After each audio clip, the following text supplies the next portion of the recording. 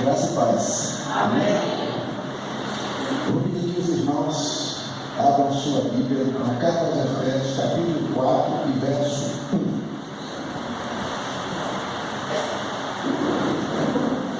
Carta aos Efésios, capítulo 4 e verso 1.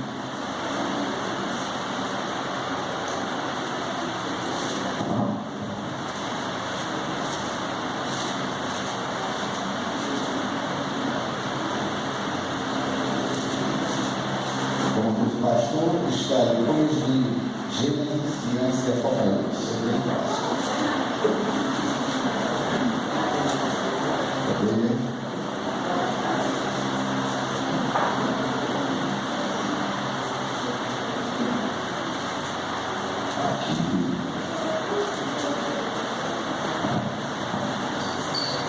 Como prisioneiro do Senhor,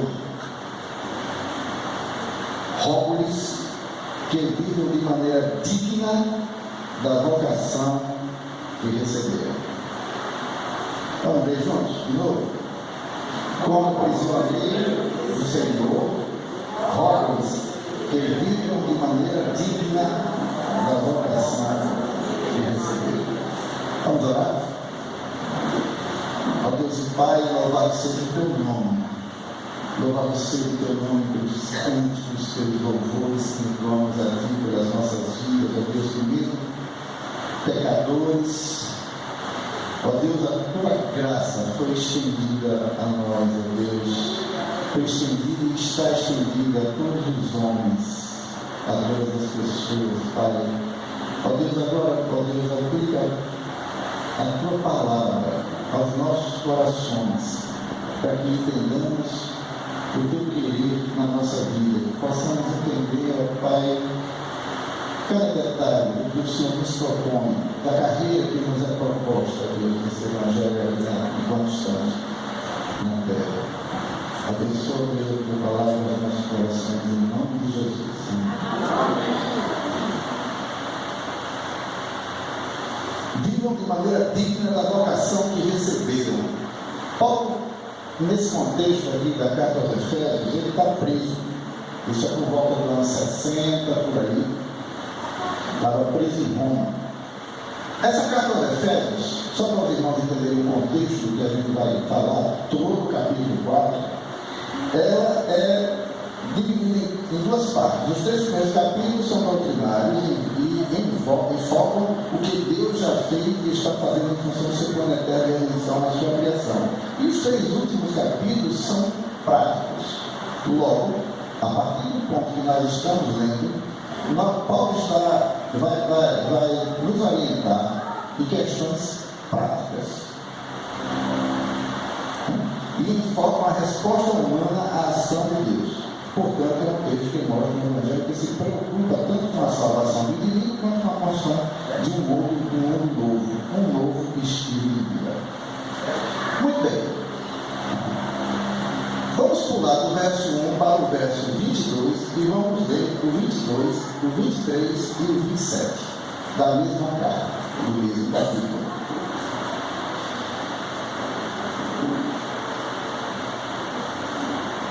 Lembre-se, ele pediu que a gente viva de maneira digna. No 22, ali, do 2 ao 21, ele faz algumas recomendações. A partir do 22, ele começa dizendo: quanto à antiga maneira de viver, vocês foram ensinados a despir-se do velho homem que se corrompe por desejos enganosos, a serem renovados no modo de pensar e revestir-se do novo homem, criado para ser semelhante a Deus em justiça e em santidade proveniente da verdade. No 27 ele diz: não dê lugar ao diabo. E é nesse ponto que nós vamos pensar um pouquinho. É nesse ponto que vamos pensar um pouquinho. De manhã nós entendemos que não é sessão de descarrego, não é outros tipos de culto que muitas vezes alguns crentes procuram para se libertarem, o tal culto de libertação, mas o que está dentro de nós mesmo, as nossas atitudes, é aquela história, nós pecamos porque somos pecadores ou somos pecadores porque pecamos? Nós pecamos porque somos pecadores, é a nossa natureza. Isso nós vimos uma exposição muito bem colocada pelo irmão Isaac. Mas a nossa natureza, mesmo de salvos, ainda está contaminada. Por isso que o apóstolo pede para que você viva de maneira digna do que você construiu. E pede também que você deixe a antiga maneira de viver e não dê lugar ao diabo. Um exemplo muito simples é o seguinte: quando as mulheres arrumam a casa e botam sofá no canto, mesa ali, cada coisa tem um lugar, você não deixa um lugar para o diabo, deixa? Não, obviamente. Tiago, no capítulo 4, verso 7, ele diz: portanto, submetam-se a Deus e resistam ao diabo, e ele fugirá de vós. Lembrem-se, o diabo, o nosso adversário, ele está ao redor, porque ao redor estão os anjos. Lembrem-se, ele está pronto para tragar a quem possa encontrar despreocupado. Lembre-se, o mundo jaz aonde? No maligno. Acontece, meus irmãos, que ele é astuto. Ele foi tentar Jesus de Bíblia debaixo do braço. Parecia um crente. Ele chegou para Jesus com o texto bíblico debaixo do braço. E tem mais. Quando ele saiu, o texto de Lucas diz que ele saiu por um determinado tempo para melhor voltar em tempo oportuno. Ele não existe. E o que é que acontece com esse personagem que está a rodear até de passar por ela? Ele está procurando os crentes brechas. A pergunta que cabe, quando Paulo está preocupado na antiga maneira de viver, quando ele diz não tem lugar ao diabo, é a brecha. E aí ele vai começar a falar no texto, a partir do verso 25, uma série de situações extremamente práticas em que a pessoa, no viver, no dia a dia, pode acontecer isso, dar lugar ao diabo. Não estou aqui querendo pregar o diabo, eu estou querendo aqui trazer uma mensagem prática que o próprio apóstolo Paulo nos dá na carta aos Efésios, porque depois da queda, depois do pecado, como nós vimos de manhã, nós somos criaturas caídas. E se não fosse a graça de Deus através de Jesus Cristo, que Ele enviou para propiciação pelo pecado, nós não tínhamos saída. Por quê? Porque todos pecaram, instituídos e estão para a glória de Deus. E aí Paulo, o tempo todo, está conclamando a uma vida digna. Na carta aos Romanos, capítulo 11, ele diz: não tome a forma desse mundo. Vamos abrir? Não está no meu roteiro, mas vamos abrir Romanos, capítulo 11.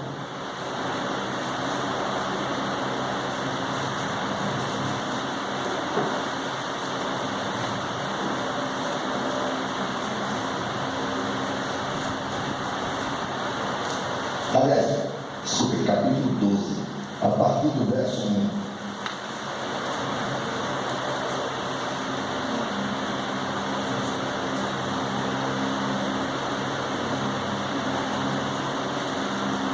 Portanto, irmãos, rogo-lhes pela misericórdia de Deus que se ofereça um sacrifício vivo, santo e agradável a Deus.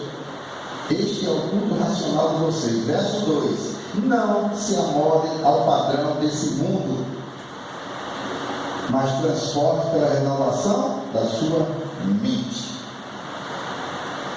Mas, meu querido, no dia a dia, no labutar da vida, na guerra que está aí fora, e por falar em guerra, eu queria abrir um parênteses para reiterar o que a irmã Rebeca falou sobre a nossa escola. Hoje nós estávamos vendo na EBD sobre a família que existe uma conspiração engendrada para a desconstrução da família. E hoje eu só botaria filho meu numa escola confessional cristã. E temos uma. Portanto, cuidado com o que o seu filho aprende na escola, porque a ideologia de gênero está aí. Então, voltando, o apóstolo está preocupado com o dia a dia dos novos convertidos, com o dia a dia dos cristãos que nasceram e estão ali naquela cidade, e sabia Deus que essa carta iria servir para toda a cristandade ao longo dos séculos. E ele começa dizendo, voltando aqui para a carta aos Efésios, no capítulo 4 e verso 25, o que é que nos diz?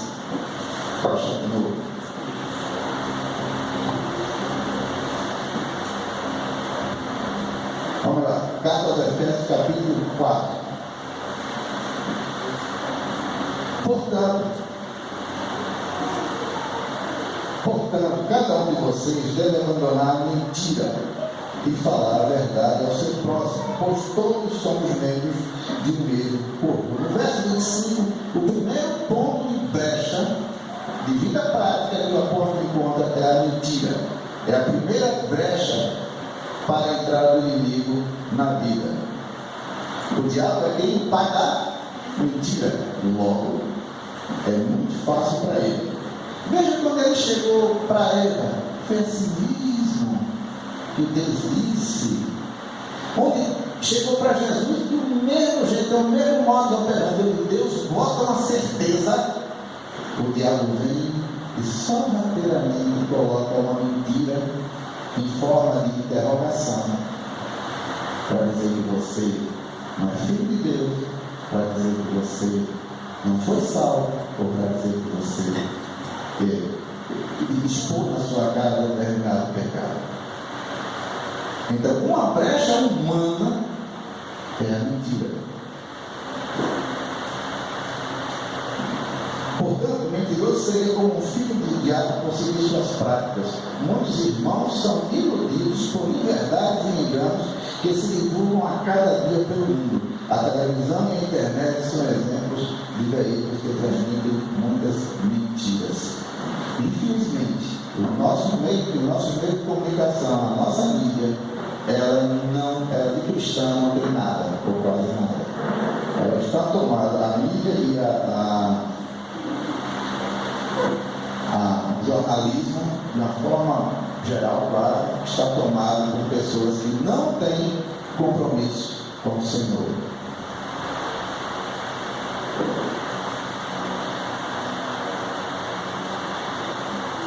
Seduz e engana a pessoa, por isso precisamos nos firmar cada dia mais e mais na verdade libertadora da palavra de Deus. João 8,32. E conhecereis a verdade, e a verdade lhe fará livre. Conheça a verdade, e a verdade lhe fará livre. Foi isso que Jesus disse. E disse mais: meu povo perece porque lhes falta conhecimento. Desse modo, muitos virão, como ele disse no sermão profético, e enganarão muitos. Não existe mentirinha. Tudo que não for verdade é mentira. 1 Coríntios 15:33 diz: não vos enganeis, as más conversações corrompem os bons costumes. Existe alguma mentira na sua vida? Você não precisa de culto de libertação. Liberto você foi quando entregou sua vida a Jesus. Que o Espírito Santo lhe selou, batizou com o Espírito Santo, e você foi totalmente liberto. Creia nisso, confesse e deixe. Isso aqui é a peça que o Senhor me diz. O segundo ponto, no verso 26, ele diz: quando vocês ficarem irados, não pequem, apaziguem a sua ira antes que o sol se ponha. Segundo ponto é a raiva, a ira. Outra coisa perigosa no cristão é isso. Acontece que a gente às vezes confunde a ira de Deus com a ira humana. É bem diferente. A ira de Deus não é como a raiva humana. A ira de Deus é a sua reação justa e santa ao pecado do homem. A ira de Deus, portanto, é justa. A ira é como um pitbull, que por mais que seja domado, nunca se pode confiar plenamente nele. Nada contra que vem pitbull. Quando você mesmo imaginar, ele pode ter uma reação negativa. Existem pessoas que guardam um pitbull no coração. O inimigo aproveita a brecha da raiva para destruir a vida de servos de Deus. Particularmente, eu tenho um problemazinho quando estou dirigindo. Então, às vezes, eu fico... Não ia tocar, por favor. Então, assim, você, por um detalhe, você pode se ligar com facilidade, e isso pode acarretar uma situação dramática na sua vida. A Bíblia diz que você pode se virar, mas não deixe que o sol passe para outro dia. Como é possível tratar a ira? Evite situações de conflito para não alimentar a raiva no seu coração. Precisamos aprender com Jesus. Em Mateus 28, ele é o quê? Manso e humilde de coração. Aprendam de mim, o Senhor diz, que sou manso e humilde de coração. Ser manso e humilde de coração é uma virtude, infelizmente, para poucos, inclusive no nosso mundo. Isso nos leva a calma. Gálatas, onde diz que o fruto do Espírito é mansidão, domínio próprio. Então, a raiva, a ira, não pode permanecer no coração. É uma brecha, é outra brecha para Satanás. Já vimos a mentira, a raiva. Agora, no verso 28, o furto, o roubo. O que furtava, não furte mais. Antes trabalhe, fazendo logo de útil com as mãos, para que tenha o que repartir com quem estiver em necessidade. Isso é um problema, você pode dizer, da época da igreja, dessa igreja de Efésios, mas não. Cristãos comprometidos muitas vezes furtam, não digo sem perceber, mas na conjuntura cultural do nosso país. Quando você prefere comprar algo mais barato, sem nota, por exemplo, sem a nota eu lhe dou 20% de desconto.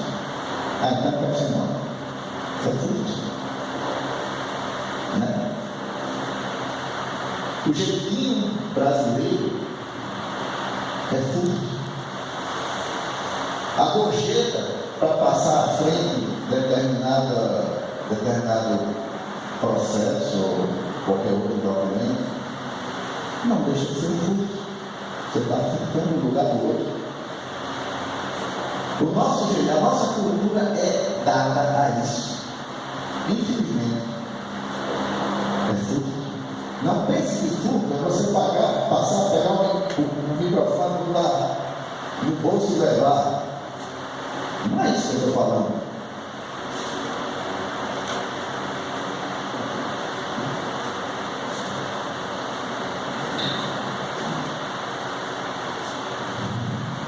Outro tipo de furto é não entregar o dízimo ao Senhor.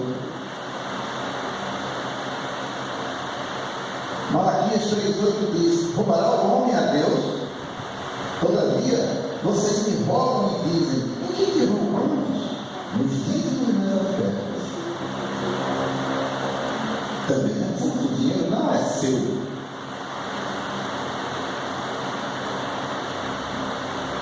Quando entregamos o que é de Deus, o inimigo encontra a oportunidade para entrar na vida do cristão e também roubar tudo, porque o diabo é ladrão. Se você pega algo emprestado e não devolve, ou se não é fiel aos dízimos, conserte a vida devolvendo tudo o que não é seu. E então o diabo não achará brecha, pelo menos essa brecha, na sua vida. Cuidado. A nossa cultura nos leva a isso. De uma forma tão natural que a gente não percebe. Pode olhar no seu dia a dia, no seu trabalho, como se furta tempo, se furta lugar, se furta posição na fila, se furta uma série de coisas. A gente pensa que não, eu sou crente, eu me converti, eu sou crente, isso eu não faço, faz de novo. Verso 29 é outro ponto fundamental. Nenhuma palavra tola que saia da boca de vocês, mas apenas o que for útil para edificar os outros, conforme a necessidade, para que conceda graça aos que ouvem. Não, meu irmão, isso aí eu não caio não, eu não tenho brecha, eu digo um palavrão. Fico você falando. Cuidado, meus irmãos, cuidado. A língua é uma outra brecha que se abre muitas vezes para que Satanás entre em nossas vidas e destrua famílias inteiras. Tiago 3:8. A língua, porém, nenhum dos homens é capaz de domar. É mal incontido, carregado de veneno mortífero.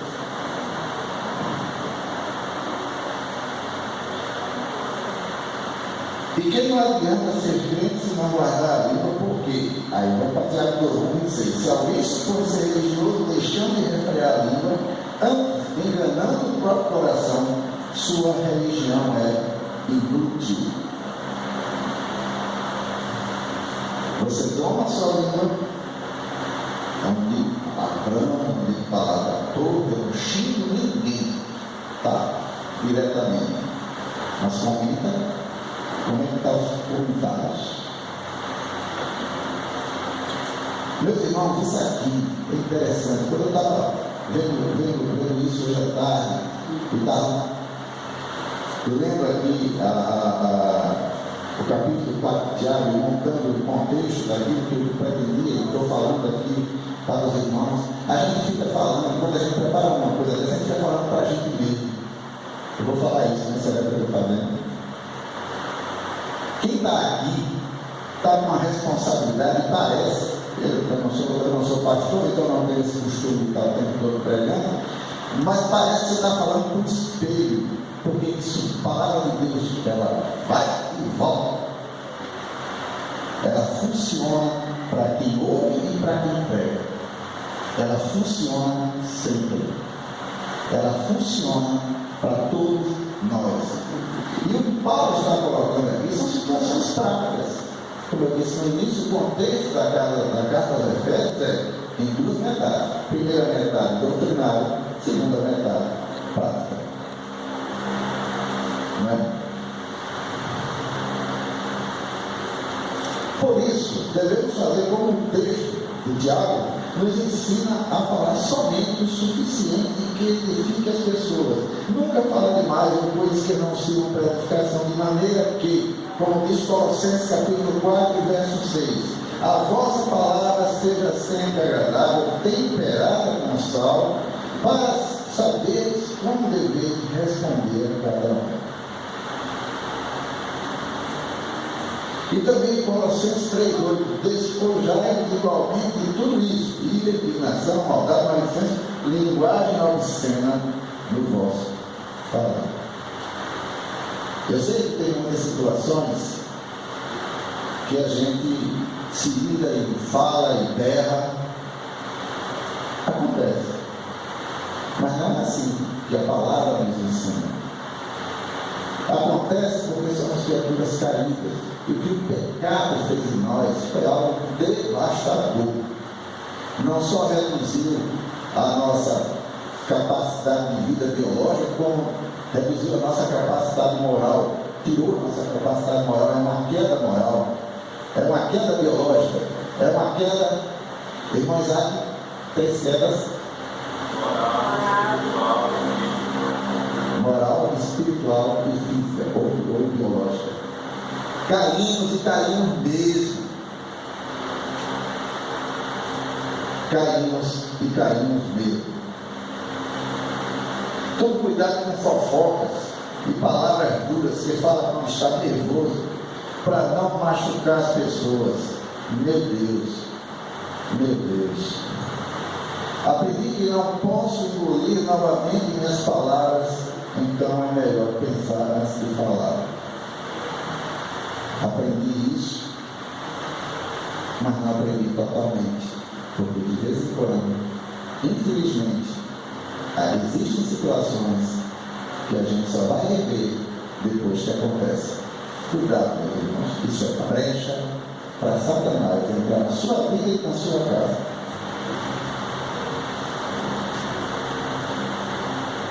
Provérbios 18:21 diz: a morte e a vida estão no poder da língua. O que bem utiliza, come do seu fruto. Jesus disse que somos contaminados por aquilo que falamos. Mateus 7:15, é muito interessante. Por isso precisamos orar as palavras do salmista. Põe guarda, Senhor, a minha boca, vigia a palavra dos meus lábios. Salmo 143. E Jesus falou que o que sai da boca do homem é o que contamina, porque é ali que você expressa aquilo que de fato você é. A boca fala, do teu coração está cheio. Se ele estiver cheio de Jesus, ele vai falar de Jesus. Se ele estiver cheio da graça, ele vai falar da graça. Se ele estiver cheio do amor, ele vai falar do amor. Mas se ele estiver cheio de ira, ele vai falar de ira. Cuidado, nós somos criaturas caídas. Não pensem que eu ou você somos melhor que ninguém. Numa situação que se apresenta repentinamente, o gatilho da ira dispara e você diz que nunca pensou que iria.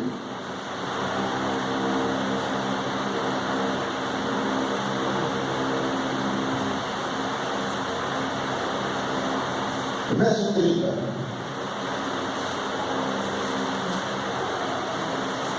Não entristeçam o Espírito Santo com o qual vocês foram selados para o dia da redenção. Esse é outro ponto de brecha que pode existir na minha e na sua vida. O Espírito Santo de Deus, segundo esse versículo, se entristece quando pecamos, desprezamos sua obra em nossas vidas. Acontece que o Espírito Santo é o agente de Deus. Isso? Não. O Espírito Santo é uma pessoa da Trindade. Logo, ele é Deus. O Espírito Santo não é um gás. Não é, apesar de ter o nome Espírito, e você achar que é algo meio vivente, ele é uma pessoa. Ele é uma pessoa da Trindade. Deus Pai, Deus Filho e Deus Espírito Santo. E ele é a pessoa que convenceu você e a mim de quê? Do pecado, da justiça e do juízo. Os cristãos verdadeiros que foram convertidos e lavados pelo sangue de Jesus, eles foram convencidos pelo Espírito Santo de Deus, que fez nascer a fé para a salvação pela graça. Então o Espírito Santo, como pessoa, ele se entristece. E Paulo, veja que ele está aqui falando tudo isso, coisa prática, dentro de uma uma sequência lógica. E ele diz: não entristeça o Espírito Santo de Deus. Não entristeça o Espírito Santo de Deus. Por quê? Porque o Espírito Santo de Deus é Deus.